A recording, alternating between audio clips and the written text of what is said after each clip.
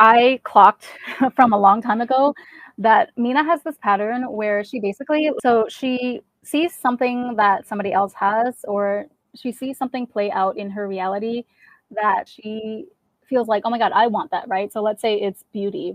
Or no, let's say, okay, so right now what's trending on social media is kind of the whole sprinkle movement, like princess treatment, which I 100% am for, by the way. But that's not to say that, like, okay, some of the content out there, I think it really should be taken for satire. Like, you don't need to take it all literally necessarily, but I think the basic idea I definitely support. You shouldn't accept anything less than what you feel that you're worth. You don't have to settle, right? Is essentially the message. And that goes for men and women. You know, it's not even just it's not a men versus women thing. It's just like a collective awakening to this idea that, hey, everyone should set their own standards and like make sure that you don't deviate from them. Make sure that you don't allow yourself to lower them for anyone, because at the end of the day, if you end up in a long-term relationship that you're not 100% satisfied with, the only person that you can really blame is yourself, because you saw the signs from the beginning that this person doesn't act in a way, or they just don't measure up in some way to a standard that you already set. But if you decide to accept that regardless, then that's on you, right? So yeah, let's use the high value man, whatever you want to define that as. I think it's clear from Mina, right, that it's somebody who is, okay, older, deca millionaire, right? Because you can't have like regular millionaires in her world.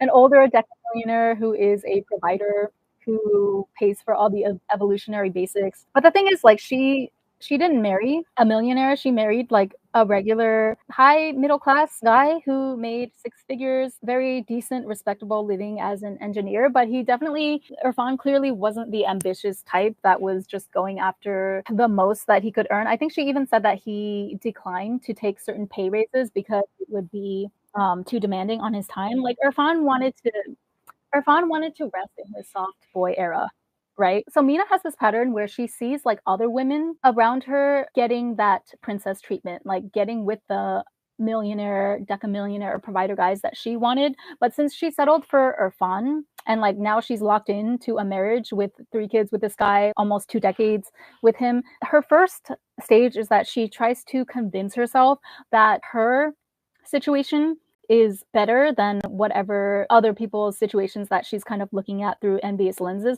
And so this is why we always heard her saying that, oh, bloom where you're planted, right? Which is good advice. But like, from her twisted worldview, it was just her attempt to gaslight herself into thinking that she's actually happier with what she already has, like, instead of just admitting her desire. So that's the first stage.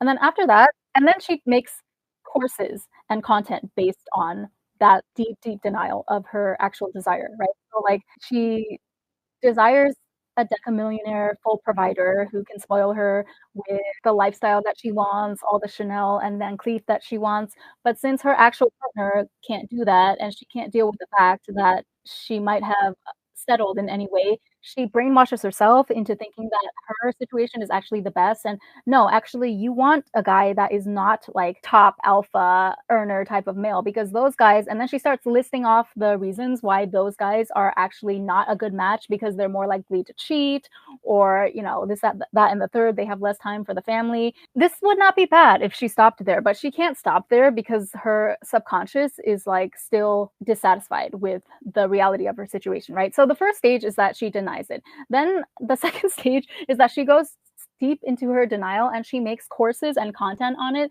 to try and sell other women, try and convince other women to follow the same blueprint that she has, to further like validate to herself that her life choices were the correct ones, that her situation in life is the best, right? So this is what happened. Like, I saw it before my own eyes in real time during the Dubai intensive, when she would literally tell women, like, there was a woman that was high earning, successful, career wise, very successful woman, very high earning, like telling her about how she desired to match with a man that was either on her level or higher, right? This is a very common thing, often referred to as hypergamy. Women tend to marry across and above their level. Women don't like to go underneath their level, especially not socioeconomically, meaning that if the guy earns less than her, she's like not as likely to consider that man as a mate. It's not as attractive to her. So then, like, Mina was literally telling her how she should forget the tier 1 guys and just go for someone like Irfan, basically. She said that, you know, realistically, like,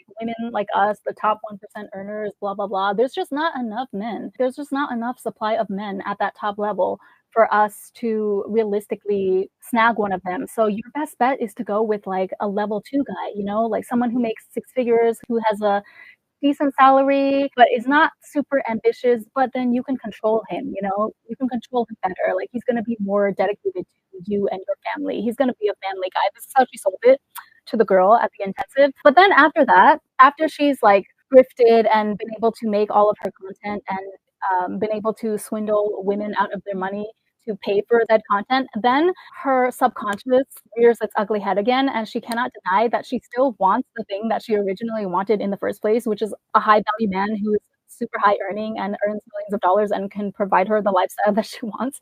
And then so like she starts to do things, take actions that are completely contradictory to the things that she was teaching in her courses in the previous stage, and she'll actually start, whether subconsciously or consciously, trying to strive for whatever her original desire was in the first place. So we saw that play out.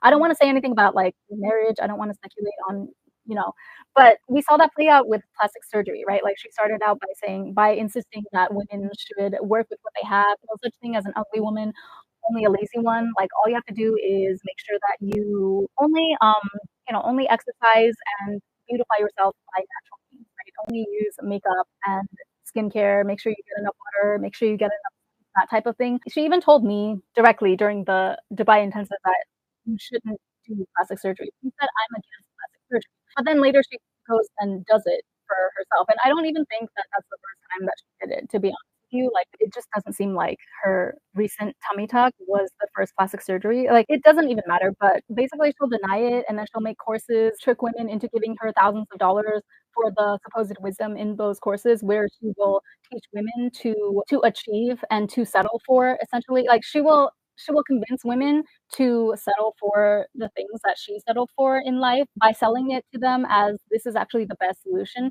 But then later she'll like abandon that. Later she will say that God made her do it.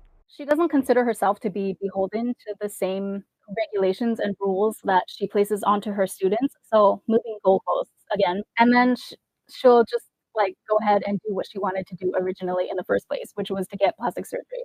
So I almost feel like I had kind of like a predictive moment when I was asking her that plastic surgery question, because like somewhere in the back of my head, okay, I'm not claiming that I predicted the future or anything, but somewhere in the back of my head, I had a fleeting thought that, oh, if I ask her this, because I was debating, like, should I ask her this? Should I not? I kind of already know what she's going to say anyway.